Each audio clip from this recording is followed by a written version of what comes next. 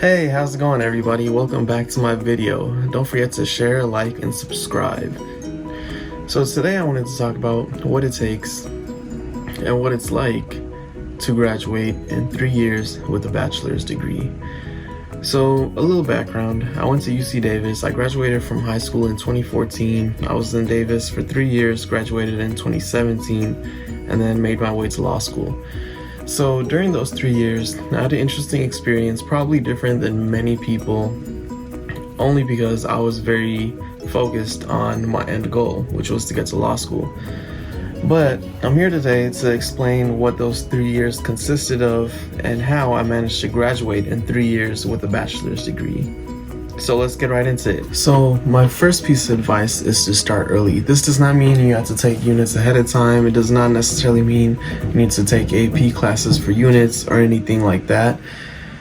The number one thing is to set this goal for yourself early. You do not want to make this goal for yourself later in college or maybe even a year in.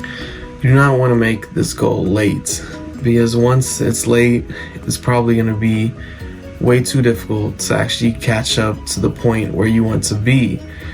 So I would recommend making this goal for yourself in the end of high school or maybe very early college. I did not set this goal for myself until I think it was midway through my first year.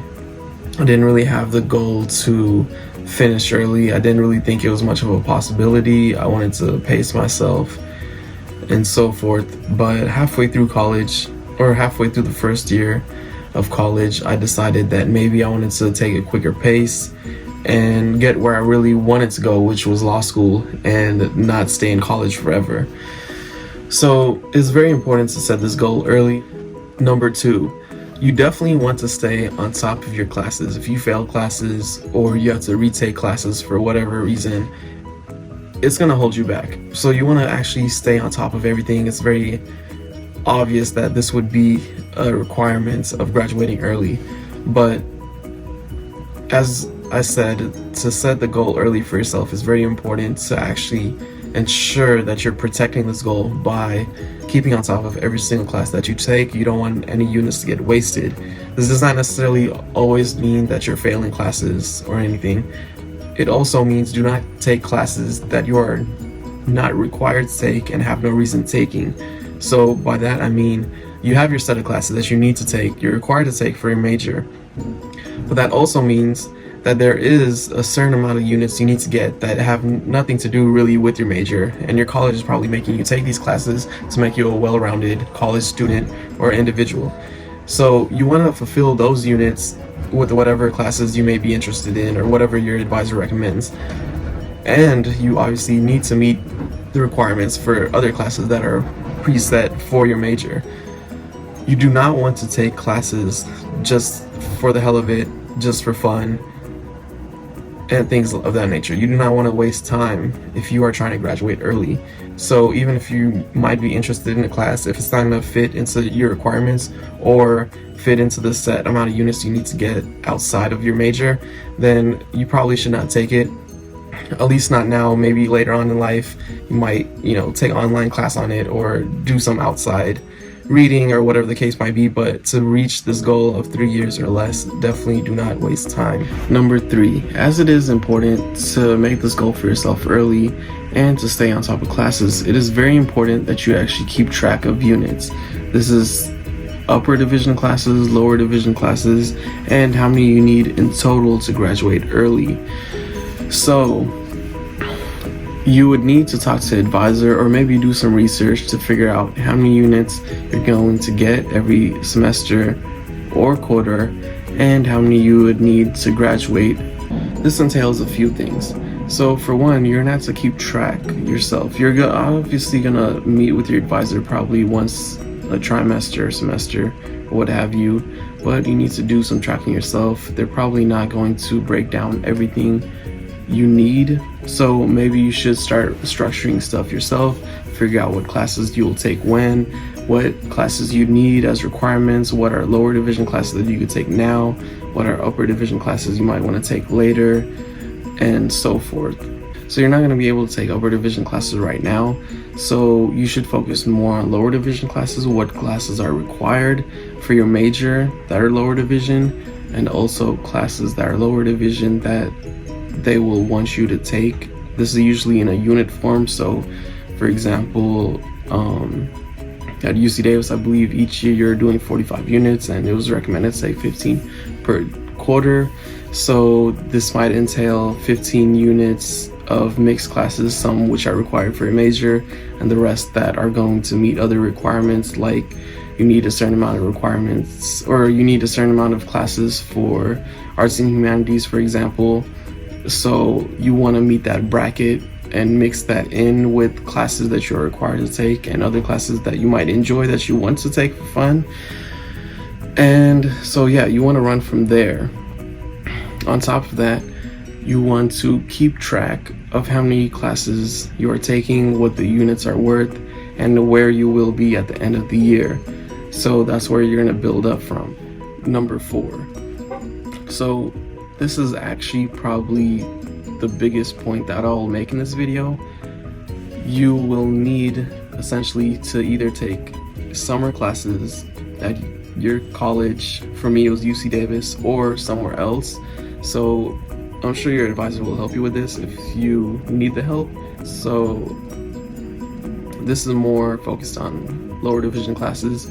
I would recommend going to assist.org. I'll try to put the link below, and they actually help you figure out where you could get these lower division units and whether they will be allowed to be transferred to your school. So you don't want to take lower division units just anywhere. You want to make sure that they're transferable to your school specifically. You can talk to your advisor about it, but I recommend just going to assist.org and they'll help you out. That's where I used to constantly go, trying to figure out what classes are going to be available, what classes would actually be transferable. This won't be an issue if you take summer classes at your actual university or college, but if you want to try to do something somewhere else, maybe for a new experience, maybe this other place is closer to home, maybe it's further away, so you want to experience something else, then I would highly recommend talking to your advisor or going to assist.org and figuring out from there. So another point I want to make is if you come in with AP units, then you're probably going to have one step ahead. So this is something that would be very important in high school, but obviously it's not a high school video, so presumably you guys have already got into college or maybe heading in or what have you. So if you do have AP units, then maybe you would take summers easy, or maybe you might take less units during summer. It could also be possible that maybe if you have enough AP units, you don't have to take summer classes at all and you could just do whatever you can during the regular school year. Which would probably be nice, so you could take the summers off altogether or maybe work or do something else. So yeah, that's definitely important as well. If you did not bring in AP classes, then my method would probably work perfectly for you. Just take summer classes to make up units, or another thing you could do is actually bulk up your units, which is another thing that I did during the school year. Instead of taking the recommended amount to graduate on time, you could take additional units. I don't necessarily recommend this. I did it myself, but I wouldn't strongly recommend it just because it might get a little too crazy to take a bulk of units over what's actually recommended. Summer classes kind of spread everything out a little bit, even though you're finishing your bachelor's degree in less time. So the fifth point I wanted to make kind of relates to the entire video as a whole. I know earlier on I said it's very good to have this goal ahead of time, so you know exactly the steps you need to take to get where you want to go by the end. But I would like to also mention that maybe you have taken the steps already, maybe you took extra units on your own even though you'd never had the mindset to graduate early. So if you have done that, or maybe you brought in extra AP classes or anything like that, you have extra units over time. So maybe you're in your second year by the time you're watching this video, maybe you're in your third year already and still want to graduate a little ahead of time, then you can still apply the rules of this video, and it's never necessarily too late. Obviously, if you're already in your 5th or 4th year, then you can't necessarily graduate early, but maybe you're in your second year and watching this video and you never had the goal in mind to graduate early, this video should definitely help. So even if you're in your second year, you could always take classes the following summer. Maybe you could take extra units than what's recommended during your second year. Maybe you could do the same thing for your third year, so you'll complete everything ahead of time. So that's definitely something to keep in mind. Don't think that just because you didn't have to go ahead of time, it's already too late. It's probably not too late as long as you're not behind in units, because that's going to make it a lot harder to catch up and also get ahead. So that's something to keep in mind. Don't be discouraged by other things I might have said in terms of making the goal for yourself early on in college or even in high school. Well, that is all, guys. Thank you for watching this video. Don't forget to like and subscribe, turn your post notifications on, and share this with friends. I'm sure it'll help out everybody that watches, or at least that was my goal. See you guys next time. I'll probably try to make more videos. If you guys want videos on my experience at UC Davis specifically, then I'll definitely make a video on that. If you guys want other college tips, then I'm definitely ready to make more videos on it.